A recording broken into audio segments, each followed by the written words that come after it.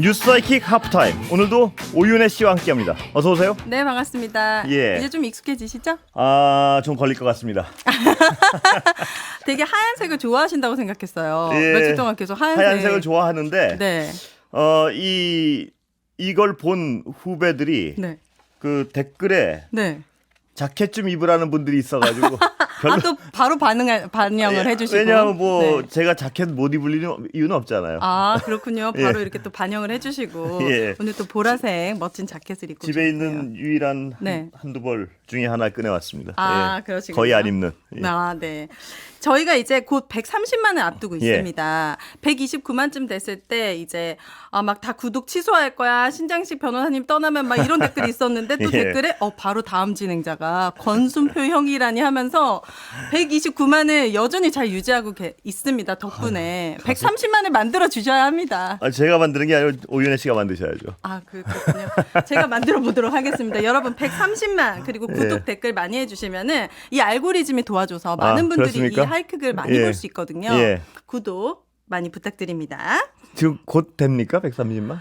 지금 129만이니까 네. 관계자분들은 알겠죠. 129만 몇천 명인지. 네. 제 눈에는 안 보이니까. 그게 안 보이나요? 네, 저는 예. 안 보이거든요. 예. 그래서 130만 요정이니까 꼭 예. 만들어 주시고 예. 오늘 제가 주목한 뉴스는 윤석열 대통령이 출국 4일 전에 독일, 덴마크 그것도 국빈 방문이었잖아요. 그렇습니다. 예. 이것을 연기하면서 왜 연기하느냐 그 배경을 두고 여러 가지 이야기가 쏟아지고 있었습니다. 예. 그런데 윤혜 씨 잠시만요. 네? 안에서 가르쳐 주네요. 네. 129만 3,500명이랍니다. 그러면 이제 7,000분 정도가 예, 7,000분만. 적지 않습니다. 여러분 도와주시기 바랍니다. 예. 자, 이렇게 연기한 배경에 대해서 이런저런 언급을 했는데 예. 특히 제가 주목한 멘트가 있습니다. YTN이 보도한 대통령실 관계자의 코멘트인데 제가 기사 내용을 그대로 읽어드릴게요.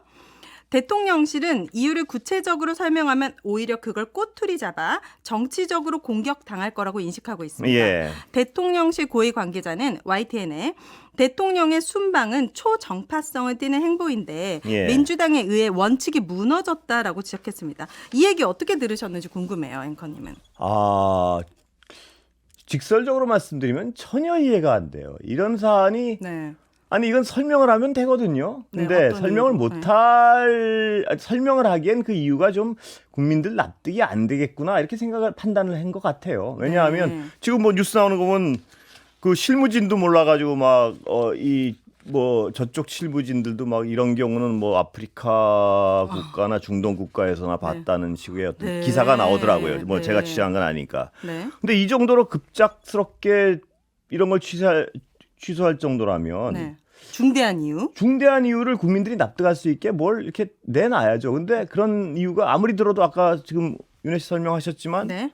쉽게 납득이 가지 않는 그냥 뭐 약간 추상적으로 얼버무리고 넘어가려는 뭐 이런 분위기란 말이에요. 그렇죠. 그렇다면 국민들한테 그 이유가 뭔지를 딱 밝히기에 별로 이렇게 본인들이 판단해도 네. 썩 그렇게 이렇게 소구력이 없으니까 그냥 네. 두리뭉실한 얘기를 한 거 아닌가. 근데 제가 보면 이런 일이 약간 반복되고 있는 게 저는 아쉬운 거예요. 뭐냐 하면 네. 엑스포 때도 네, 부산 엑스포. 뭐 다 따라잡았다 이길 수 있다 결과 네. 보니까 아주 처참했잖아요. 처참했잖아요. 네, 그러면 대패. 네. 그럼 좀 국민들이 듣기에 좀 마음에 상처를 받았잖아요. 그럼 뭐 이러이러해서 이렇게 해서 솔직하게. 네. 근데 그런 어떤 이런 일이 아까 R&D 문제도 그런데 R&D도 과학기술에 대한 투자는 미래를 위한 투자라는 믿음이 전 국민이 아마 90%는 모르겠습니다. 하여튼 네. 많은 사람이 그렇게 생각할 겁니다. 공감하죠. R&D 투자는 우리의 미래를 위해서 정말 가장 중요한 투자 중에 하나다. 근데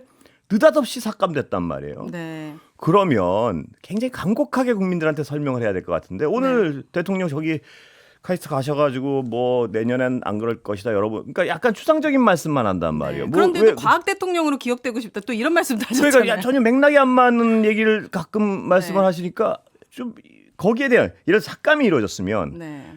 뭐 나도 R&D 자체가 미래를 위해서 중요하다고 생각하지만 정말 이런 문제 때문에 어쩔 수 없었다든가 국민들이 네. 근데 그런 부분이 대단히 아쉬워요. 또 보면 왜 그러다가 내년에 뜬금없이 또 늘리겠다. 여러분 걱정 마시라. 이런 네. 어떤 앞뒤 설명 없이 하니까 그냥 내가 얘기하면 들어 임마. 이런 어떤 느낌이라서 굉장히 가슴이 안 좋아요. 네. 예. 그렇습니다. 예. 맞습니다. 아까 그것도 뭐 제가 그 순방 취소 배경은 어떻게 알겠습니까? 다만 그런 어떤 일련의 어떤 판단과 행위들 자체가 네. 비슷한 양상이 반복되는 것 같아서요. 예. 그런데 여기서 한 가지 더 주목할 점은 이 순방 취소와 연관해서 김건희 여사 명품백 의혹 문제도 독일 언론에서 언급이 되었습니다. 뭐 그거니까 불편해서 국민들한테 설명을 못할 것이다. 이게 언론 보도예요. 일부 언론 보도. 네. 그런데 그걸 공감할 수 있는 부분이 아까 네. 말씀드렸지만 정부의 설명이 잘 이해가 안 된단 말이에요. 그러면 이런 설명이 훨씬 더 이해가 되는 거죠. 예.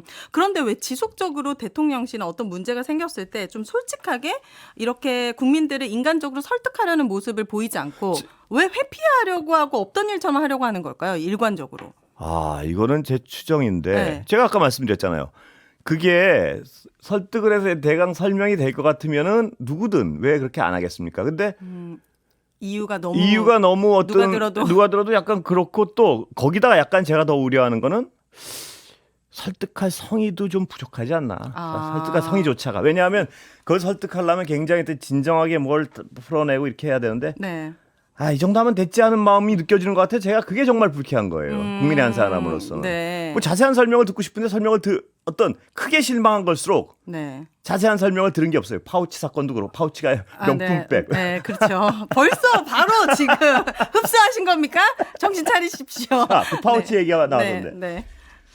그 명품백이요. 네, 명품백. 그 KBS 메인 앵커가 어느 외국 회사의 조그만 네. 뭐라 그랬죠? 파우치라고 그랬잖아요. 네. 그 표현이 이렇게 비판을 받는 이유는 뭐냐면 제가 파우치라고 딱 지적하셔가지고 얘기를 하는데 이 기자들이 보도를 할 때 가끔 보면 저는 인간이기 때문에 의도가 읽힌다고 보는 거예요. 뭐냐면 어느 조그만 회사에 그러니까 별거 아니게 느껴지잖아요. 그렇죠. 파우치라고 하면은 아니요. 어느 조그만 회사도 그렇고. 조그만 회사도 예, 어느 그렇고. 조그만 외국 회사의 파우치.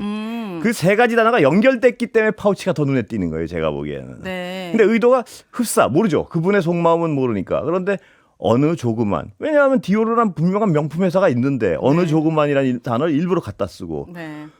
조그만 조그만 회사의 파우치. 외국 언론은 파우치도 쓰긴 썼어요. 근데 백도 썼고. 네. 근데 그중에 굳이 파우치 약간 작아 보이는 조그만 그런데 만약에 말입니다. 만약에 그 질문을 하신 그분이 네. 그런 어떤 축소하려는 의도가 없었다면 예를 들면 네. 외국 명품 회사에 비싼 파우치 이렇게 쓰면 파우치 가지고 시비 걸 사람 없어요. 그런데 오히려 그거를 그렇죠. 그러니까 이 어떤 수식하는 단어들로서 대담하는 기자의 의도가 읽혀지기 때문에 사람들이 그걸 가지고 좀 많이 문제를 삼은 거겠죠. 예를 들어서 외국 디오르란 명품 회사에 비싼 파우치 사건 있지 않습니까? 이렇게 하면 누가 파우치 가지고 아무도 문제 삼지 않아요. 네. 그런데 앞에 단어가 어느 외국 회사의 조그만 파우치 하니까 그 본질 자체를 좀 아주 굉장히 작게 축소해서 네. 퉁치고 지나가려는구나 하는 그 질문의 의도가 읽혀진다고 느낀 분들이 많기 때문에 아마 네. 그 파우치를 가지고 문제 삼았겠죠. 네, 맞습니다. 만약에 그러면은 권 앵커님께서 대통령 인터뷰를 할 기회가 있다면은 예. 이런 김건희 여사 관련해서 질문을 할 때 어쨌든 대통령이고 권력자잖아요. 그러니까 어떻게 질문하셨을지 궁금하거든요. 분명한 건요. 네. 꼭 대통령이 권력자가 아니라 여기 정치인분들이나 아니면 어떤 전문가가 나오셔도 사람은 그 싫은 질문을 할 땐 굉장히 불편한 거예요. 불편한 기색이 또 보이죠. 아니, 불편한 기색이 보일 네, 뿐만 아니라 네. 질문을 하는 사람도 불편하죠. 자기가 싫은 질문을 하는 건 편치는 않은 상황이에요. 그쵸. 그러나 이 직업이 그런 거 물어보라고 여기 돈 받고 있는 직업이거든요. 그쵸. 그러면 그걸 안 물어보면 안 되기 때문에 물어보는 거예요. 그게 무슨 그 싫은 질문 저도 밖에 나가서 절대 안 해요. 뭐냐 하면 네. 그건 물어보는 게 의무죠. 의무니까 그렇다면 의무라면 네. 가장 예의 바르게 그 본질에 대해서 물어보는 게 중요하겠죠. 그러나 그렇죠. 안 물어보면 안 되는 거고요. 그거는 분명히 물어봐야 될 걸 안 물어보면 그거는 안 되는 것이고 네. 물어보는 태도는 뭐 정중한 것이 좋겠죠. 당연히 제 생각은 그렇습니다. 그런데 네. 물어볼 거를 물어봐야 되는 줄 알면서 안 물어보는 건 기자로서는 절대 하면 안 될 행위라는 거죠. 네, 맞습니다. 답변이 시원찮더라도 기자의 질문이 시원했더라면 예. 국민들은 거기에 많은 화가 안 났을 것 같은데 질문부터가 화를 오히려 돋궜던 것 그 같고요. 답변이 시원치 않으면 네. 후속 질문이 들어가야 되는 게 또 기자들의 그쵸, 의무고요. 그쵸. 예, 네. 그렇습니다. 예. 다음 대통령 대담 인터뷰는 우리 권순표 앵커님이 해주셨으면 좋겠습니다. 그러면 우리가 궁금한 것들 다 물어볼 수 있지 않을까라는 바람을 가져보고. 근데 솔직히 말해서 네. 말입니다. 네.